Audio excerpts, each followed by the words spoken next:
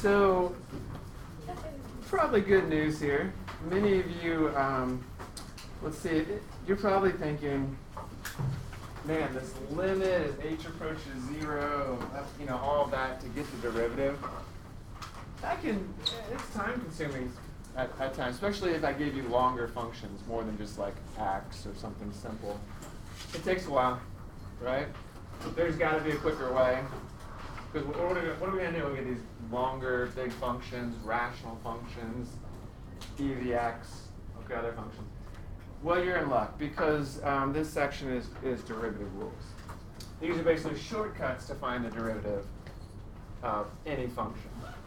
So what we're going to look at for a little while is, there'll be some other sections grouped in, but a lot of what we're going to do is find derivatives for different types of functions, and then see where we can apply them.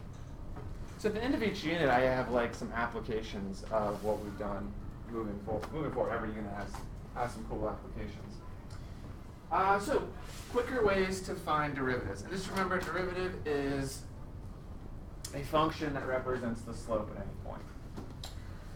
The first two I'm going to show you why they work, and then after that, like the power one, there are a couple that I won't be able to show you. They're a little longer and more difficult to show.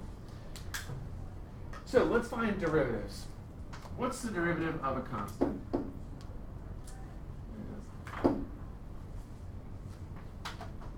Oh no. All right, I think I was told I just unplugged this and plug it back in. That work?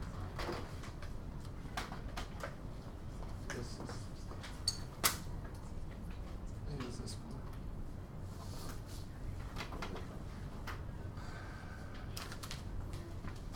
You guys remember which one I'm supposed to plug in and unplug?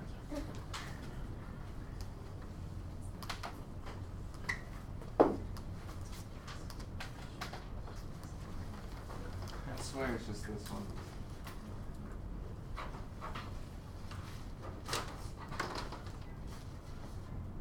Ah, yes. Why didn't that work the first time? I unplugged it and plugged it back in. All right, there we go. So where was it? What's the derivative of a constant? So let's see.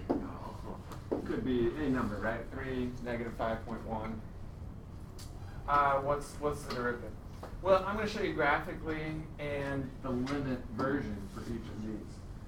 So let's think about it graphically first. A constant function like 3 is this, right? That's the graph of y equals 3. What's the slope at any point along here? 0, it's flat.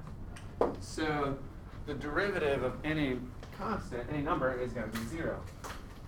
I guess I can put that here. So let me show you the limit version of this one. I'm only going to do this for 2, but I'll show you the limit version.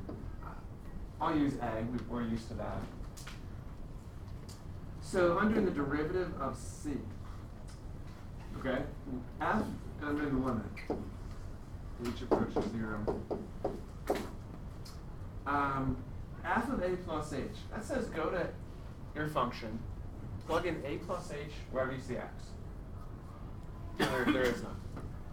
Right? I have c. There's no place to plug in. There is no x. So it's just c. H is, of course, on bottom. Minus f of a. I go to my function and plug in a wherever x is, and there is none. So it's just c. That's all that's left. And so the numerator here is c minus c, which is 0, and 0 over h is 0. So that just verifies derivative of a number is 0. Good? Let's move on to the next one. That one's just flat. Okay. Identity function. So that's x. What's the derivative of x?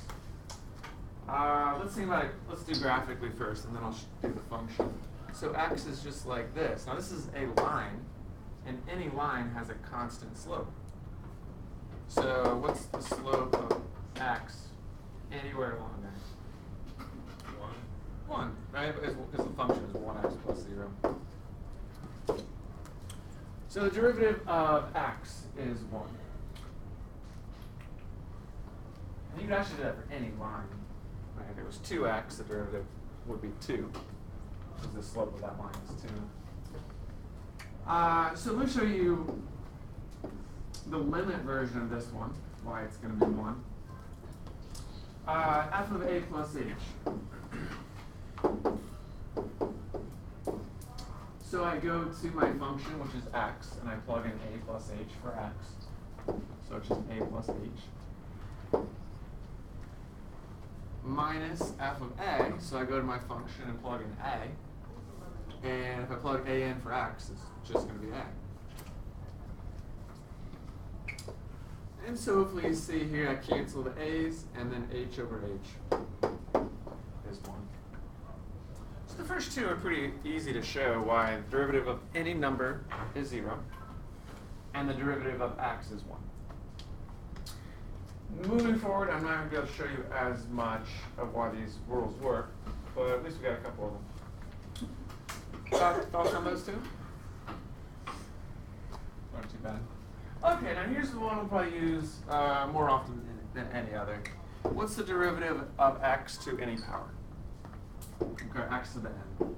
So x cubed, x to the 5th, even x to a fractional exponent, like x to the 1/3. This will work for. So x to any, as long as the power is a number, x to any power. Where n is a, actually, I said positive. Actually, yeah, I was going to say, actually, it's really n is any number, real number. I already have that changed on here. Any real number. Then the derivative, f prime, is going to be nx to the n minus 1. So this is used to find the derivative of polynomials. Okay, this one looks a little crazy. It's actually pretty simple. Just takes a minute to get used to it. So I'll just do x cubed. It's a pretty good one to start with. So x is x, and then 3 is my n. So the derivative, f prime, so it just says you bring the n in front. So you bring the number down in front as a coefficient. So I did this, and I keep the x, and then you just subtract 1, n minus 1. So 3 minus 1 is 2. It's really not too bad, right? You just bring that in front as 3, you subtract 1. Remember too, how I said the derivative of a polynomial takes the degree down 1. And this is why.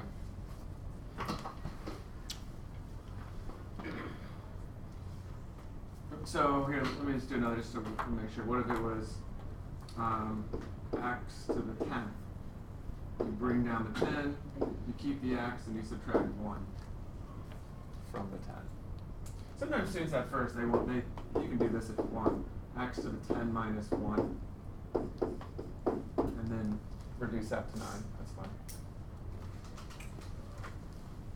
I want to try talk about one other rule here, and then let you guys try some examples. Any thoughts on the power one, though? This is just generally called the power rule. Power rule for derivatives. You use a ton, a lot more than many others. The next one is pretty simple. I'll tell you this though, I continue to see this one mixed up later in the year from students. So the constant multiple rule. So this says, what if there's a number in front? So like it's 3. I don't want to use a polynomial right now. What if it's 3?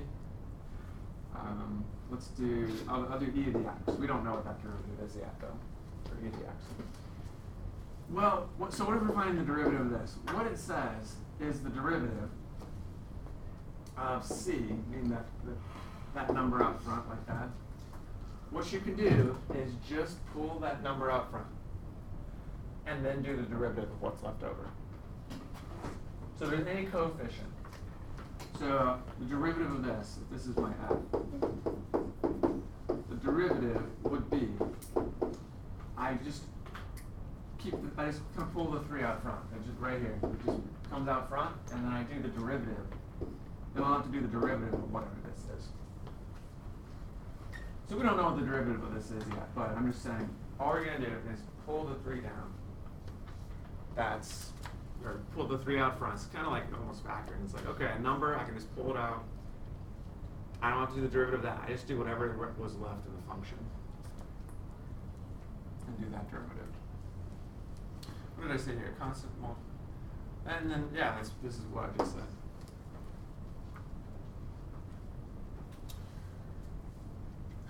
So, let's see. Why don't, any thoughts on that one?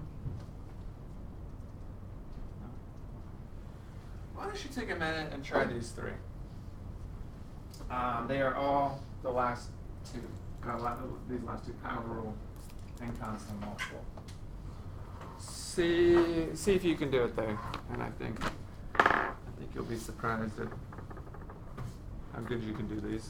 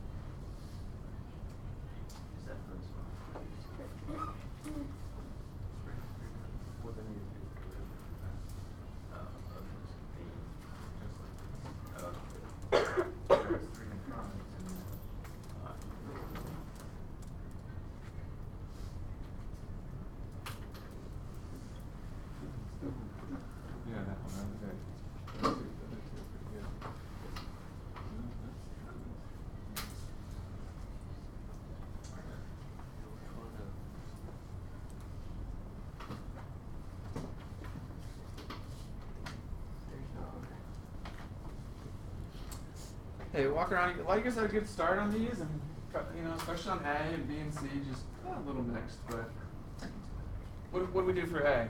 Let's tell me that one. Morgan?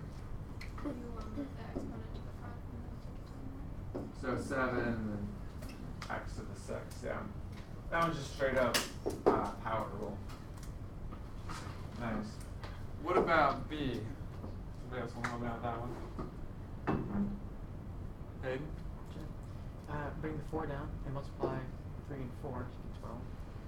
Yeah, so this is what you're eventually, that was nice. This is what you're eventually going to do with this one. You're just going to, I'll do it, I'll write a step in there. But he kind of already combined the 3 times 4 to 12, and then x what? X to the 3rd. Yeah. So he already kind of did these 2 and 1. What you could have done is just done this constant multiple rule that says you bring the 3 down. Then you just do the derivative of what's left over. Because 3 was a coefficient, a number in front of the polynomial. So then the derivative of x to the 4th using the power rule, and that's 4x cubed. Then you can do the 3 times 4. All right, but as you get good with it, you're just going to go directly to here. And actually, for a polynomial, you can actually, I like thinking about it this way, that it's, okay, 3 down, then you do the derivative.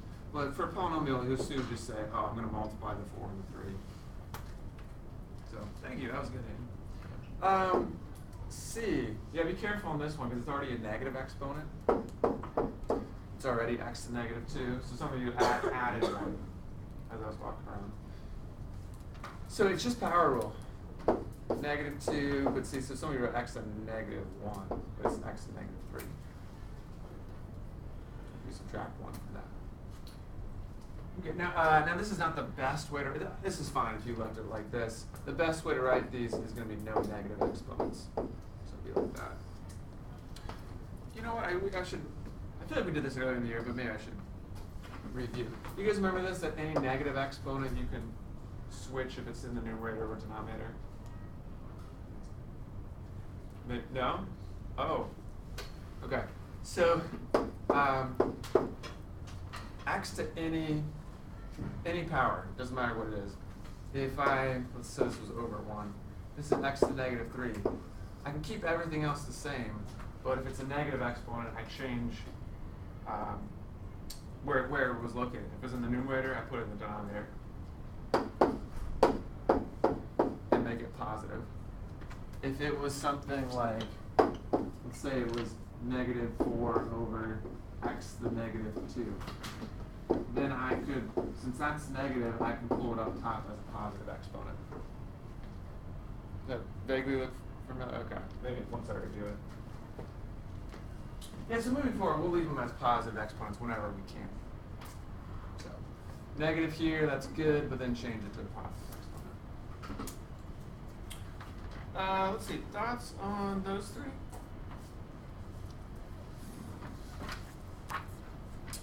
Let's keep going. A couple more rules for today. The next one says, you can just look at the example first, and then I'll talk about the rule. The next one says, well, what if we have multiple of these added or subtracted? Right, which of course we would see. So here's a function. Here's 5x to the 10, 5t minus another one, plus another one. So you got multiple making up this polynomial. Or it doesn't have to be polynomial. It could be a to the x plus 2 or something. So anytime there's a plus or minus, you have multiple functions. Do the sum and difference rule. This one, it just works naturally how you think it would. What I mean by that is, if you have two functions f and g and you want the derivatives, they're added together, you're just going to do the derivative of f plus the derivative of g. You just do them separately. And same if it's minus. The derivative of a sum is the sum of the derivatives. So like, I want you to try that one. So if I had like x to the 4th minus 2x squared, I would do each one separately. So, because it's subtracted. Well, I do the derivative of this one. It's 4x cubed. Minus. Then I do the derivative of this one. I bring the 2 down and then do the derivative of this one. It's 2x to the 1st. And so 2 times 2 is 4. So the point of this one, you have them multiple together, you just do each derivative separately, if they're added or subtracted.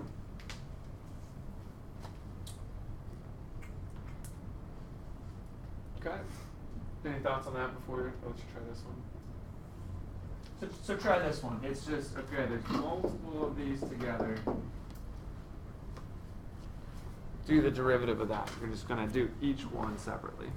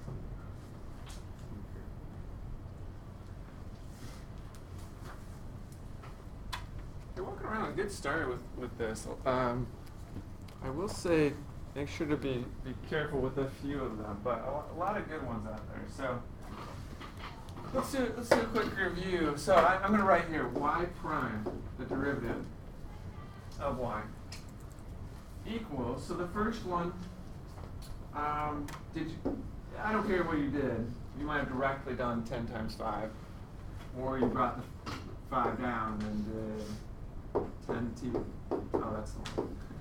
10t to the 9th. Or you could just immediately multiply them. T to the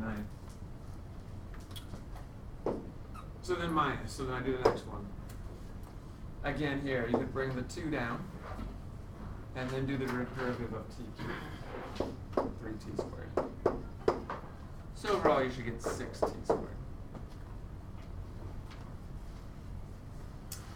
Okay, then x squared or t squared is just plus 2t. 2t to the first, but you can write it as 2t. Okay, then here, these are the two I saw a little problem with. What's the derivative? So it's minus, that comes out. What's the derivative of 4/3 t? Just leave it like that. 3/4. Hmm? 3/4 t. Any other ideas? Austin? Just 4/3. 4/3. Yeah. So remember how you bring it's a number in front of the polynomial, right? 4/3 times t. So first thing you can do is bring the 4/3 out. Right, like it's the constant multiple rule.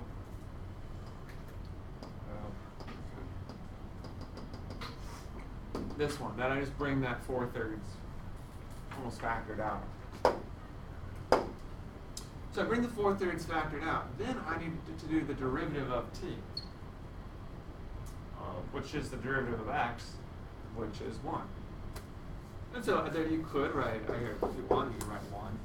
But the derivative of, 4/3 times 1 is just 4/3. Yeah. So so just remember, in the future, if you see, what's the derivative of, oh wait. By the way, this one, graphically, remember, this is like a line.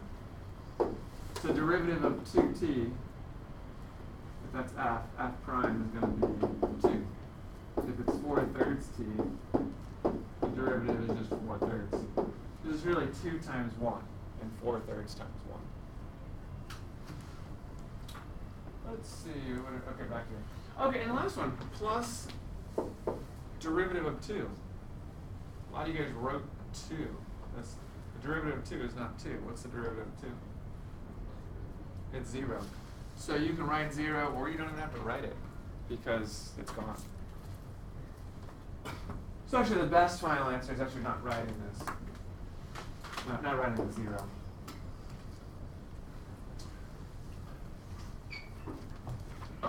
So we're gonna, that's the most common one I saw walk around was we wrote 2. Well, now the derivative of a number is 0. So this one is really just a combination of everything we did so far, right? It's like number, we had something times x, power rule, and the common multiple rule, constant multiple rule. So again, this one just works as you think it would. All right, well, plus, when we do derivatives separately, add. That will not work on a few moving forward. So, any questions on that one?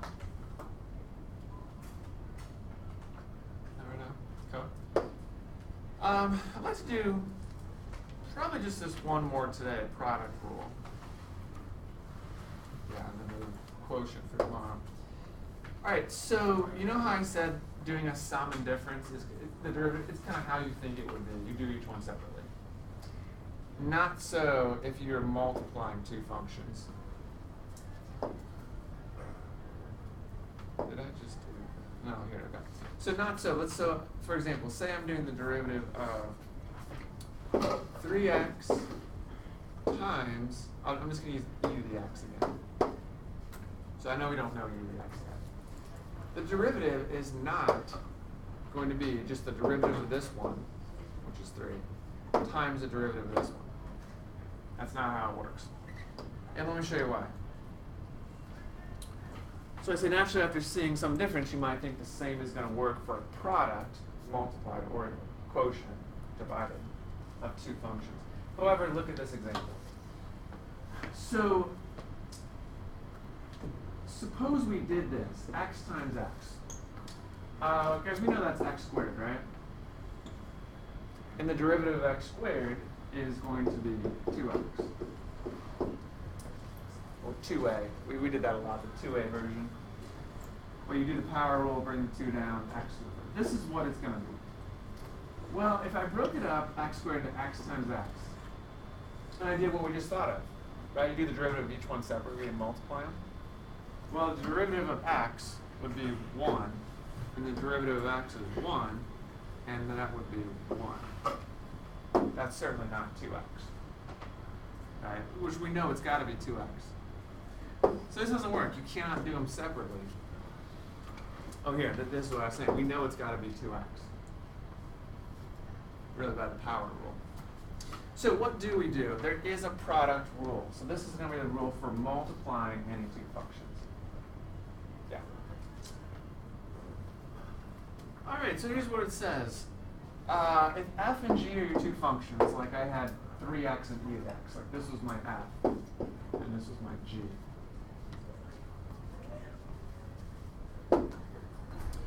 Let's see, so f and g are my functions. Then the derivative, f times g prime of x, so that derivative, is f g prime plus gf prime. So basically, it's kind of like, I always want to think of like a distributive type thing. Like you do the derivative of each one times the original of the other one, plus derivative of one times the original of the other one. You could think about it more compactly like this, f g prime plus gf prime. Or in words, I've often heard it said like this, first d second plus second d first, d being derivative. So take the first one, derivative of the second, plus the second one, derivative of the first. Each one gets a derivative, basically, the original and derivative of each one. All right, so let's try, it's easier to see this in action. So let me try this one below. So this will work for anything multiplied together. Now we know this one, guys, we could FOIL. Right, we could FOIL and then do the derivative separately. I want to show you how to do it though using the product rule. So this will be my f. That first parenthesis and the second parenthesis will be my g. That'll be my f and my g. Let me just call this f y. I was going to say f, but we already have that. This is just standard notation. I use f and g for those. Okay, so let's find y prime, the derivative of this. So I'm going to follow this, f g prime. So I write f just as it is. I write f as it is, times g prime. So then I just do the derivative of g. And you're going to use all the rules we just did. So, derivative of 2x to the fourth. And here, since there's two terms, I'm going to have to put this in parentheses. Derivative of 2x to the fourth minus x. Well, I can do them separately. Subtraction rule. Here, I need to do the power rule. So I'm going to bring the 4 down. Times 2 is 8. X, and subtract 1 from the 4, so it's 3. Minus the derivative of x is 1.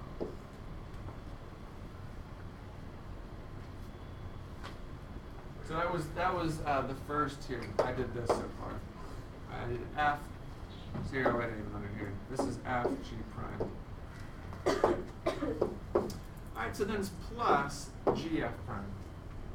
So now I just do the other function, the g. I write it down as is. 2x to the fourth minus x. And then I do f prime.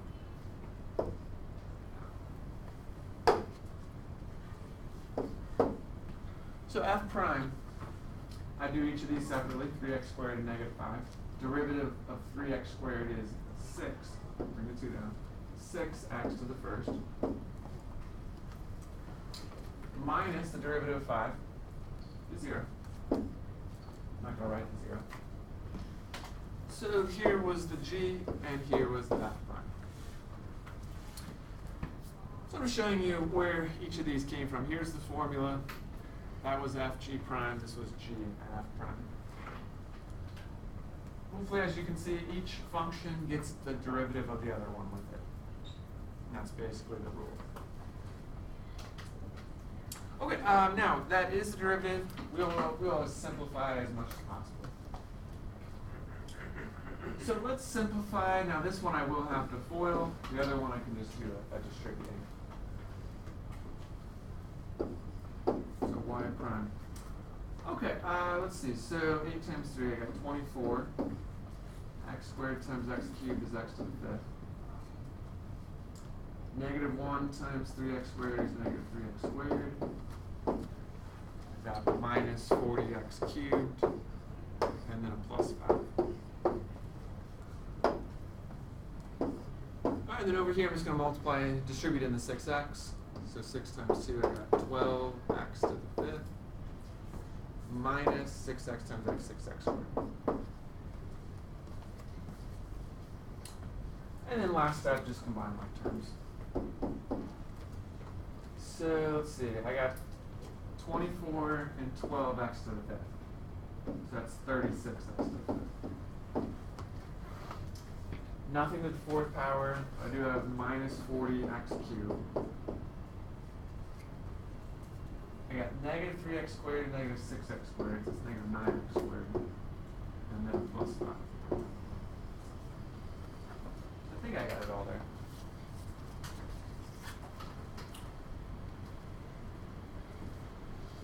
Let's see. So, yeah, f g prime plus then g f prime. I used polynomials for each of these right now because that's kind of all we know to do derivatives of. But moving forward, it will work for any function. E to the x, sine of x, any function we want the derivative of. If they're multiplied together, you can do this rule.